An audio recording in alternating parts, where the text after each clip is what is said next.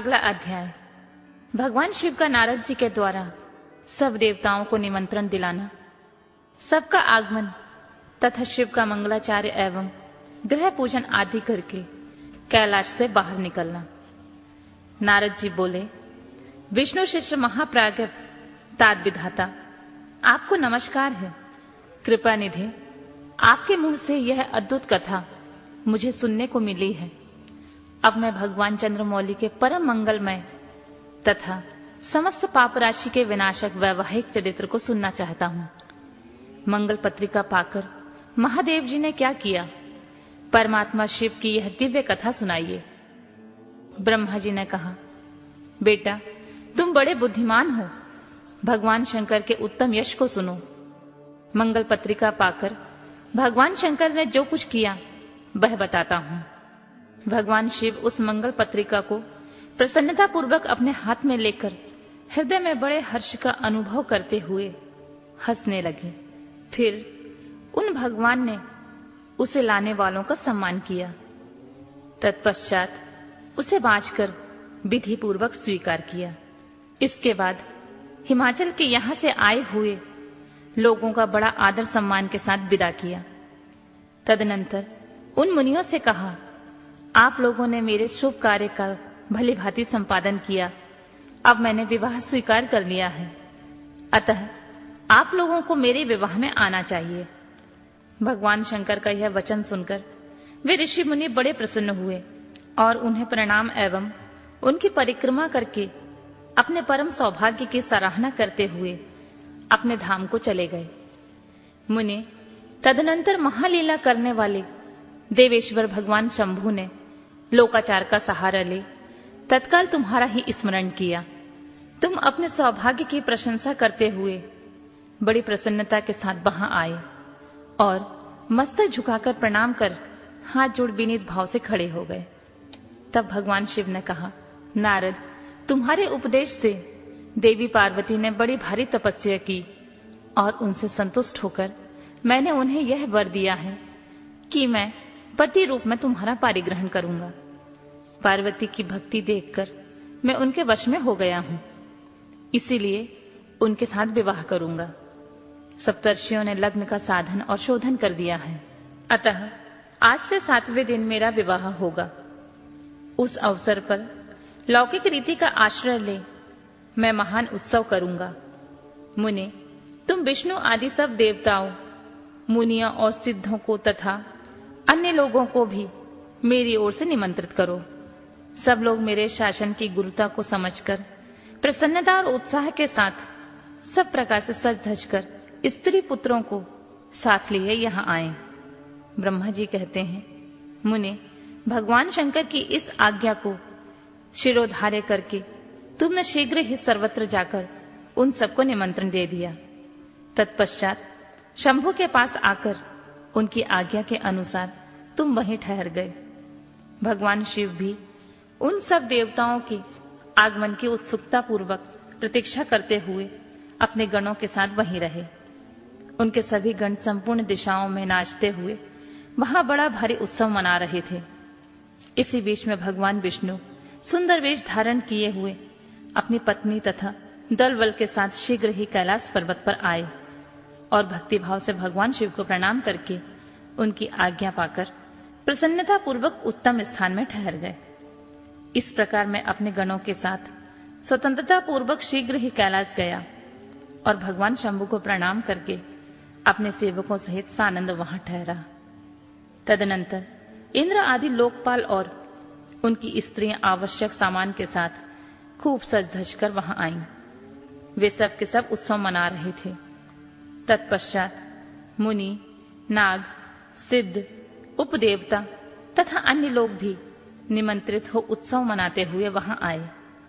उस समय महेश्वर ने वहां आए हुए सब देवता आदि का पृथक पृथक सहर्ष स्वागत सत्कार किया।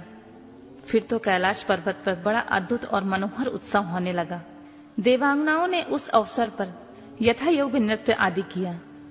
विष्णु आदि जो देवता भगवान शंभु की वैवाहिक यात्रा संपन्न कराने के लिए इस समय वहां आए थे, वे सब यथा स्थान ठहर गए।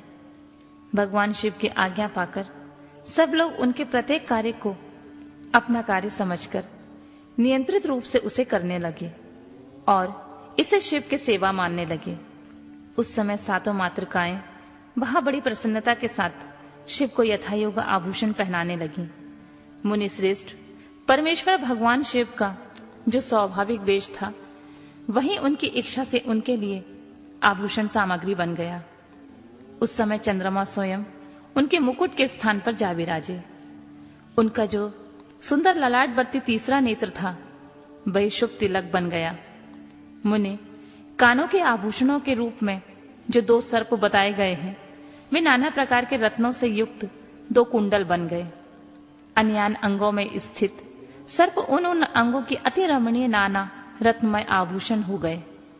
उनके शरीर में जो भस्म लगा हुआ था वही चंदन आदि का अंगराग बन गया और उनके जो गज चर्म आदि परिधान थे वे सुंदर दिव्य दुकूल बन गए। इस प्रकार उनका रूप इतना सुंदर हो गया कि उसका वर्णन करना कठिन है। वे साक्षात ईश्वर तो थे। उन्होंने पूरा पूरा ऐश्वर्य प्राप्त कर लिया। तदनंतर समस्त देवता, यक्ष, दानव, नाग, पक्षी, अप्सरा और महर्षि गण मिलकर भगवान शिव के समीप गए और महान उत्सव मनाते हुए प्रसन्नता पूर्वक उनसे बोले, महादेव महेश्वर, अब आप महादेवी गिरजा को ब्याह लाने के लिए हम लोगों के साथ चलिए, हम पर कृपा कीजिए। तत्पश्चात विज्ञान से प्रसन्न हृदय वाले भगवान विष्णु ने भगवान शंकर को भक्ति भाव से प्रणाम करके उपयुक्त प्रस्ताव के अनुरूप ही बात कही। भगवान विष्णु बोले, शरणागत वत्सल देवादिदेव देव महादेव, प्रभु आप अपने भक्त जनों का कार्य सिद्ध करने वाले हैं, अतः मेरा एक निवेदन सुनिए। कल्याणकारी प्रभु, आप गुहा सूत्रोक्त विधि के अनुसार गिरिजा कुमारी पार्वती देवी के साथ अपने विवाह का कार्य कराइए। हर आपके द्वारा विवाह की विधि का संपादन होने पर वही लोक में सर्वत्र विख्यात हो जाएगी। अतः नाथ, आप कुल धर्म के अनुसार प्रेम पूर्वक मंडप स्थापन और नांदीमुख श्राद्ध कराइए तथा लोक में अपने यश का विस्तार कीजिए। ब्रह्मा जी कहते हैं, नारद, भगवान विष्णु के ऐसा कहने पर लोकाचार परायण परमेश्वर शंभु ने विधि पूर्वक सब कार्य किया। उन्होंने सारा अभ्योदिक कार्य कराने के लिए मुझको ही अधिकार दे दिया। अतः वहां मुनियों के साथ ले मैंने आदर और प्रसन्नता के साथ सब कार्य संपन्न किया। महामुनि, उस समय कश्यप, अत्रि, वशिष्ठ, गौतम, भागुरी, गुरी, कंड, बृहस्पति, शक्ति, जमदग्नि, पराशर, मार्केंड्य, शिलापाक, अरुणपाल, अकृश्रम, अगस्त, च्यवन, गर्ग, शिलाद, ददीची, उपमन्यु, भरद्वाज, अक्रद्वर्ण, पिपलाद, कुशिक, कौत्य तथा शिष्यों सहित व्यास, ये और दूसरे बहुत से ऋषि जो भगवान शिव के समीप आए थे, मेरी प्रेरणा से विधि पूर्वक वहां अभ्युदायिक कर्म कराने लगे। वे सब के सब वेदों से पारंगत विद्वान थे। अतः वेदोक्त विधि से वैवाहिक मंगलाचार्य करके ऋग्वेद, यजुर्वेद और सामवेद के विविध उत्तम सूक्तों द्वारा महेश्वर की रक्षा करने लगे। उन सब ऋषियों ने बड़ी प्रसन्नता के साथ बहुत से मंगल कार्य कराए। मेरी और शंभु की प्रेरणा से उन्होंने विघ्नों की शांति के लिए प्रीतिपूर्वक ग्रहों का समस्त मंडलवर्ती देवताओं का पूजन किया।